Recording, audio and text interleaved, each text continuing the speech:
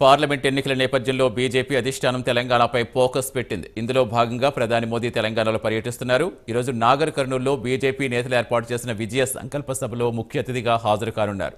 ఈ సభకు సుమారుగా 1,00,000 మందిని జన సమీకరణ చేస్తున్నారు. ఉదయం 11 గంటలకు హైదరాబాద్ నుంచి ప్రధాని ప్రత్యేక హెలికాప్టర్లో నాగర్ కర్నూలు చేరుకుంటారు. ఈ సభా వేదికగానే నల్గొండ, నాగర్ కర్నూల్, మహబూబ్ నగర్ జిల్లాలకు చెందిన ఎంపీ అభ్యర్థులను ప్రజలకు పరిచయం చేయనున్నారు. ఇక ప్రధాని రాకతో అధికారులు కట్టుదిట్టమైన భద్రతా ఏర్పాట్లు చేస్తారు.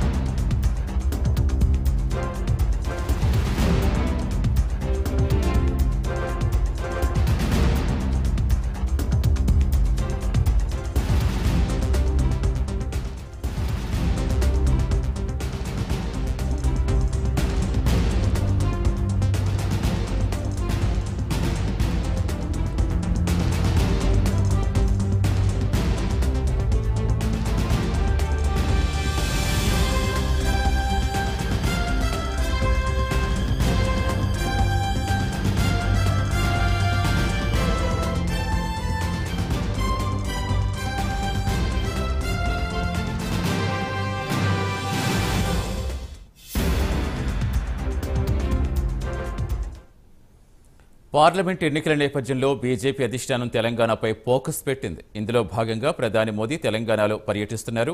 ఈరోజు నాగర్ కర్నూల్లో బీజేపీ నేతలు ఏర్పాటు చేసిన విజయ సంకల్ప సభలో ముఖ్య అతిథిగా హాజరు కానున్నారు. పూర్తి సమాచారం ఇచ్చేందుకు మా కరెస్పాండెంట్ నాగేంద్ర లైవ్లో జాయిన్ అవుతున్నారు. నాగేంద్ర, ప్రధాని సభకు ఏర్పాట్లు ఎలా ఉన్నాయి? భద్రతా ఏర్పాట్లకు సంబంధించి ఏం చెప్తున్నారు అధికారులు? ఈరోజు షెడ్యూల్ ఎలా ఉండబోతుంది?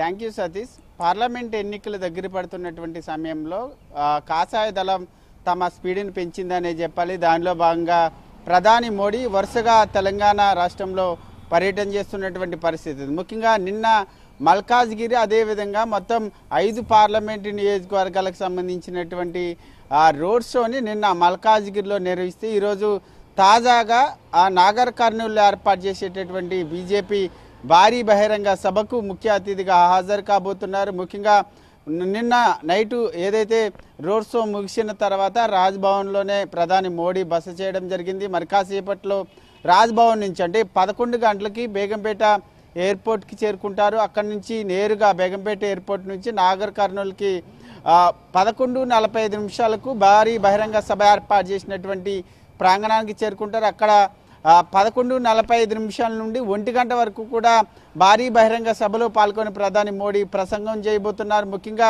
రాబోయేటటువంటి పార్లమెంట్ ఎన్నికలను దృష్టిలో పెట్టుకుని ప్రధానంగా మోడీ ప్రసంగం ఉండేటటువంటి అవకాశం కనిపిస్తుంది. దాంతోపాటు మరొకవైపు తెలంగాణ రాష్ట్రానికి కేంద్ర ప్రభుత్వం ఏం చేసిందో, అదేవిధంగా ఏం నిధులు ఇచ్చింది అన్న దానిపైన ప్రధానంగా మోడీ ప్రసంగం ఉండేటటువంటి అవకాశం కనిపిస్తుంది. మొత్తానికి పార్లమెంట్ ఎన్నికలను దృష్టిలో పెట్టుకొని బీజేపీ రాష్ట్ర నాయకత్వం రాష్ట్ర వ్యాప్తంగా 20 భారీ బహిరంగ సభలు నిర్వహించాలనేటటువంటి నిర్ణయానికి రావడం జరిగింది. దానిలో భాగంగానే వరుసగా ఈ భారీ బహిరంగ సభలు నిర్వహిస్తున్నటువంటి పరిస్థితి కనిపిస్తుంది. ముఖ్యంగా 2 రోజుల పాటు నిన్న ఈ 2 రోజుల పాటు మోడీ తెలంగాణ రాష్ట్రంలో పర్యటిస్తున్నారు. 1 గంటకి నాగర్ కర్నూల్లో భారీ బహిరంగ సభ ముగిసిన తర్వాత అక్కడి నుంచి నేరుగా ప్రత్యేక విమానంలో బేగంపేట ఎయిర్పోర్ట్కి చేరుకుంటారు. అక్కడి నుంచి గుల్బర్గాకి వెళ్తారు. అనంతరం మరొకసారి రేపు సాయంత్రం కూడా ప్రధాని మోడీ తెలంగాణ పర్యటనకు రాబోతున్నారు. రేపు సాయంత్రం పర్యటనకు వచ్చిన తర్వాత రాజ్భవన్లోనే బస చేసిన తర్వాత మరోసారి 18వ తేదీని కూడా తెలంగాణ రాష్ట్రంలో మోడీ బహిరంగ సభ ఉంటుంది. అక్కడ జగిత్యాలలో దాదాపు 4 పార్లమెంటు నియోజకవర్గాలకు సంబంధించినటువంటి భారీ బహిరంగ సభను జగిత్యాల పార్లమెంటు నియోజకవర్గంలో ఏర్పాటు చేస్తున్నారు 18వ తేదీన. ఆ భారీ బహిరంగ సభకు కూడా ముఖ్య అతిథిగా ప్రధాని హాజరై ప్రసంగం చేయబోతున్నారు. ఓవరాల్గా చూసుకుంటే మాత్రం బీజేపీ అగ్ర నాయకత్వం అంతా కూడా తెలంగాణ రాష్ట్రంపై పూర్తి స్థాయిలో ఫోకస్ చేసింది. ఎందుకంటే ఇప్పుడు దాదాపు 12 స్థానాలను కైవసం చేసుకోవడమే లక్ష్యంగా ప్రస్తుతం బీజేపీ అగ్రనేతల ప్రచార వ్యూహాలు ముందుకు వెళ్తున్నాయని చెప్పాలి Satish. Right, thank you Nagendra.